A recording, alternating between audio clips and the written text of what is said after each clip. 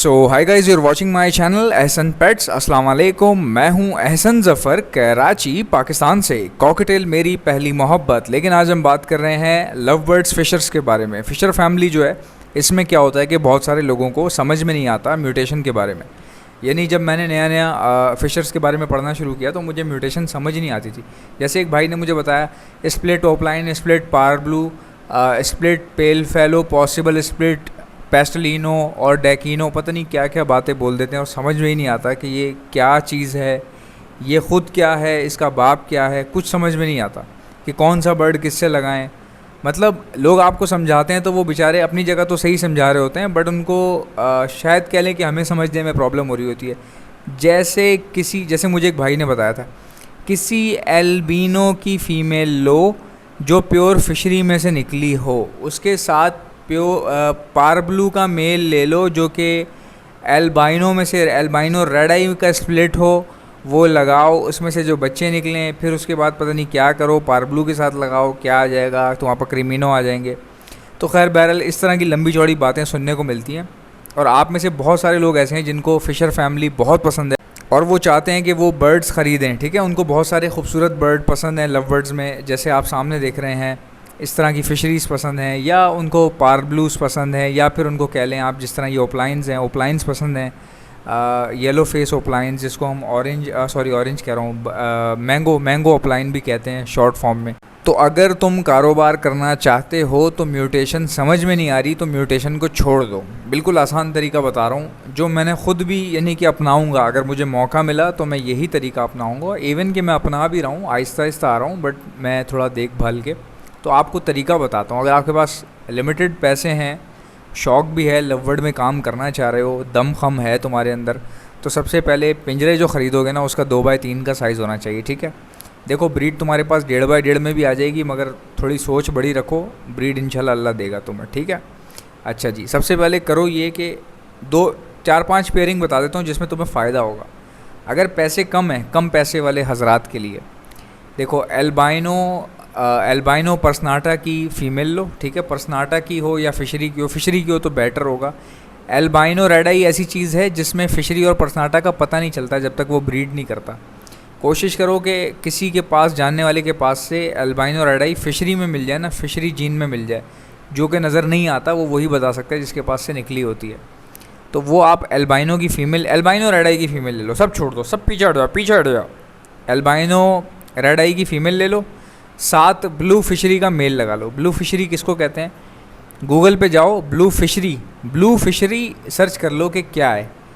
ठीक है, ब्लू पर्सनाटा में और ब्लू फिशरी में बहुत फ़र्क है। पर्सनाटा फैमिली किसको कहा जाता है? सबसे पहले तो ये सुन लो, पर्सनाटा बोलते हैं जिसका फेस ब्लैक होता है। जिसका फेस ब्लैक होता है उसको पर्सनाटा बोलते हैं, जिसका फेस डर्टी होता है। अब डर्टी तो ओपलाइन का भी होता है, सामने आप ओपलाइन देख रहे हो ग्रीन कलर का, ये फेस डर्टी होना नहीं है, ये पूरा उसका ओपलाइन है, यानी कि उसका पूरा हुड है। ठीक है, ये होती है फिशरी जिसका सर ऊपर से काला होता है, डार्क भी हो सकता है, लाइट भी हो सकता है, बट नीचे से वाइट होता है। ठीक है, ये फिशरी है, इसको ब्लू फिशरी कहते हैं। ये देखें, इसका गाल जो है वो वाइट है, पीछे से टिंड जो है ना इसकी खाली वहाँ पे ब्लैक है। अगर इसके फेस पे नीचे भी ब्लैकिश होती तो फिर क्या हो जाता है, ये इसको हम पर्सनाटा कहते हैं। अब ये भी फिशरी है सामने, क्यों? क्योंकि इसका फेस नीचे से क्लियर है और ऊपर सर पे इसके ब्लैक निशान आ रहा है, आंखों के पास से देख रहे हैं, तो टिंड पे जिसके ब्लैक निशान होता है और नीचे चोंच के पास से गाल क्लियर होते हैं, इसको फिशरी कहा जाता है। ये ग्रीन में भी आती है, ब्लू में भी आती है, वॉयलेट में भी आती है। अब ये जो आप सामने देख रहे हैं ये ओपलाइन है, ये हुड बना हुआ है, इनके पूरा वाइट कलर का हुड है। अगर ये ग्रीन में ओपलाइन होता तो क्या होता जी, रेड कलर का पूरा हुड होता और बॉडी ग्रीन होती। समझ गए मेरी बात को? अब ये जो है ना, मैं आपको प्रॉपर तरीके से बताता, इस तरह की वीडियो के लिए एडिटिंग चाहिए होती है बहुत ज़बरदस्त किस्म की, जो मैं आपको वही चीज़ सामने दिखाता जिसकी मैं बात कर रहा हूँ। लेकिन आप ये सब चीज़ें मेरी बात सुनकर आप गूगल पे भी सर्च कर सकते हैं। आप ब्लू फिशरी ले लें, ब्लू फिशरी को आप एल्बाइनो रेड आई की फ़ीमेल के साथ लगा दें। ठीक है, जो भी बच्चे आएंगे ना आपके पास, जिस तरह के भी आएंगे, उनको फिर किसी और बर्ड के साथ, किसी और एल्बाइनो के साथ लगाइएगा। आपके पास एल्बाइनो भी आएंगे, आपके पास फिशरी भी आएगी, तो जो एल्बाइनो आएगा वो बहुत अच्छी क्वालिटी का आएगा।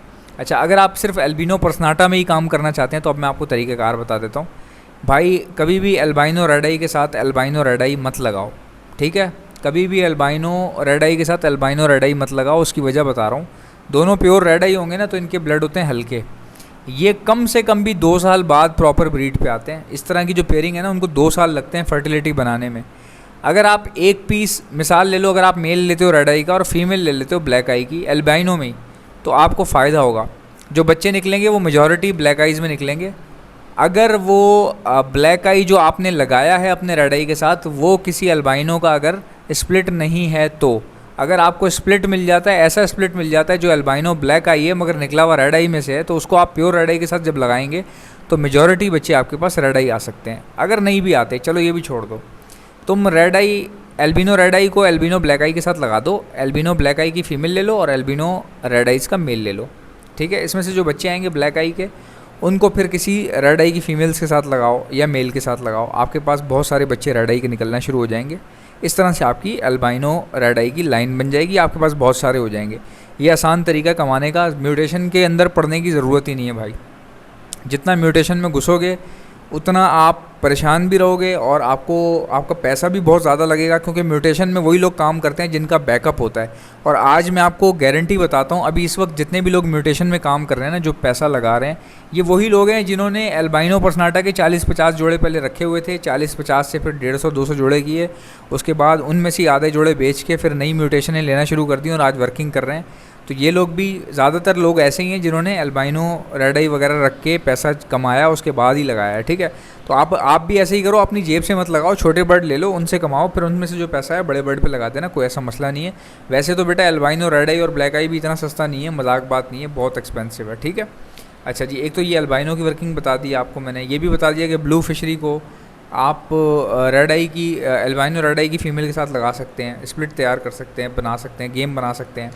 इससे क्या होगा, आपको बहुत सारी एल्बाइनो के पीसेस मिल जाएंगे जो कि एल्बाइनो फिशरी होगी, एल्बाइनो रेड आई फिशरी।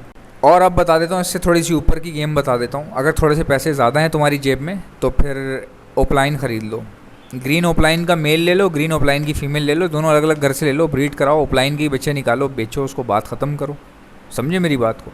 म्यूटेशन में पढ़ने की चक्कर ही नहीं है, म्यूटेशन में आप पढ़ो ही नहीं, आप एक पेयर ले आओ, उससे 2 पेयर बनाओ, 2 से 4 बनाओ, 4 से 6 बनाओ, 6 से 8 बनाओ। जब आप 20 पेयर ओपलाइन के बना लो, फिर उसमें से जो है ना 4-5 पेयर ओपलाइन के बेच के फिर आपका जो दिल में आए, फैलो मैलो टेलो पेलो सब ले लो, डेकिनो जो आपका दिल करे वो कर लो, ठीक हो गया जी। अच्छा, अब ये भी आपको बता दी। अब आ जाते हैं एक और तरफ, अगर थोड़े से पैसे आपके पास अच्छे हैं तो आप अच्छी क्वालिटी के 3 पारब्लू के मेल ले लो, 3 पारब्लू के मेल ले लो और 3 एल्बिनो रेड आई की फ़ीमेल ले लो। इन तीनों को आपस में लगाओ, क्रॉस में अलग अलग रख के लगाओ। उसके बाद जो बच्चे आएँ, बच्चों को फिर क्या करो कि आपस में लगा दो, ठीक है। तुम्हारे पास खुद ब खुद ऑटोमेटिकली कहीं ना कहीं कोई ना कोई क्रीमिनो श्रीमिनो भी निकल आएगा, ठीक है। चांसेस होंगे, ऐसा नहीं है कि निकल आएंगे फ़ौरन, लेकिन चांसेस होंगे, ठीक है। फिर तुम्हारे पास क्या होगा कि ऐसे पारब्लूज़ भी होंगे जो तुम्हारे पास एल्बाइनो रेड आई में से निकल रहे होंगे। तो ऐसा पारब्लू जो एल्बाइनो रेड आई का स्प्लिट है, वो अगर किसी भी एल्बाइनो के साथ आप लगाओगे तो आपके पास क्रीमिनो के बच्चे आना शुरू हो जाते हैं, ऑटोमेटिकली आना शुरू हो जाते हैं। फिर जब आप क्रीमिनो की वर्किंग कर रहे होते हो, क्रीमिनो किसी और के साथ लगा रहे होते हो, तो कहीं ना कहीं फैलो की वर्किंग भी की जा सकती है। अब ये वो तरीके हैं जिसका मैंने बता दिया है कि ज़्यादा म्यूटेशन में पढ़ने की ज़रूरत नहीं है। Possible split, split possible, into red into blue into white into opaline into, ये सब करने की ज़रूरत नहीं है। सिंपल सी गेम है। पहली बार दोबारा से रिपीट कर रहा हूँ, पहली पेयरिंग क्या है, एल्बाइनो पर्सनाटा के पेयर डाल लो 10-20, ठीक है। पर्सनाटा के एल्बाइनो के कैसे डालोगे, एल्बाइनो रेड आई के पेयर, एक पीस ब्लैक आई का होना चाहिए, एक पीस रेड आई का होना चाहिए। इस तरह की 10-20 पेयर लगा दो, कमाते रहोगे ज़िंदगी भर, अच्छा कमाओगे, ठीक है। एक पेयर ये बता दिया। दूसरा पेयर आपको क्या बताया था कि ब्लू फिशरी के मेल्स ले लो और रेड आई एल्बिनो रेड आई की फ़ीमेल्स के साथ लगा दो, ये भी कर सकते हो। अच्छा, इसके बाद तीसरी चीज़ क्या बताई थी, डायरेक्टली ओपलाइन ले लो, ग्रीन ओपलाइन के पेयर ले लो 5, आपस में लगा दो, ओपलाइन टू ओपलाइन लगाओ, खेलो। और अगर ओपलाइन टू ओपलाइन लगा नहीं सकते तो फिर ओपलाइन को भी रेड आई की फ़ीमेल के साथ लगा दो, किसी के भी साथ, ठीक है। इस तरह से कर लो, आपको कमाने में आसानी हो जाएगी, फिर आहिस्ता आहिस्ता आप पैसे बना लोगे, आपको प्रॉब्लम नहीं होगी।